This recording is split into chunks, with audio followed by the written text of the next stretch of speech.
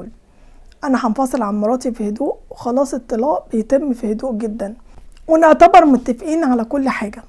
انا ناوي اصرف على اولادي على كل حاجة هم يعوزوها، مدارس، دروس، نوادي، اكل وشرب، كل حاجة.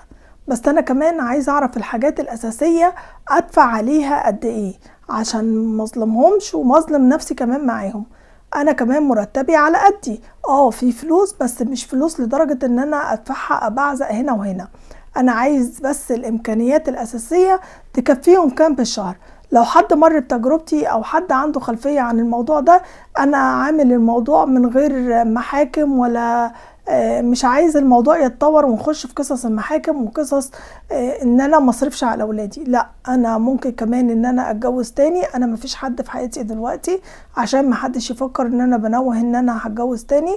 انا عايز اعرف بس المبلغ مبدئيا قد ايه، عشان هكتبه في ورق رسمي واعرف مظلمهمش، اعرف اديها قد ايه، مع العلم ان انا هقوم بكل متطلباتهم اللي هم يعوزوها، ولو عايزوا فوق الفلوس اللي انا كاتبها هديها لهم، بس عشان يبقى اساسي في الورق مكتوب قد ايه، يبقى كل واحد يعرف ان هو هيدفع قد ايه. لو حد مر بتجربتي دي، لو حد عارف عنده خلفية المبلغ يكون اللي هيدفع يعني ويرضيهم قد ايه، يقدر يقول لي ادفع قد ايه.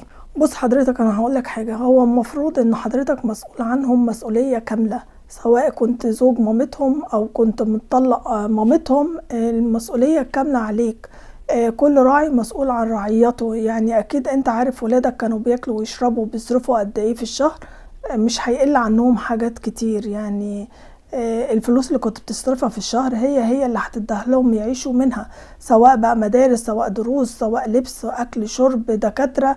انت اللي مسؤول مسؤولية كاملة عنهم، دول مسؤوليتك انت. مفيش حاجة اسمها حد مر بتجربتي. اللي مر بتجربتك ده كل واحد بيصرف غير التاني.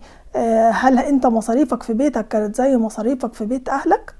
ما اظنش. كل ده هم محتاجين اب، محتاجين يعيشوا مع اب وام، محتاجين حضنك، محتاجين حنانك، محتاجين ان هم يترموا في حضن باباهم ومامتهم.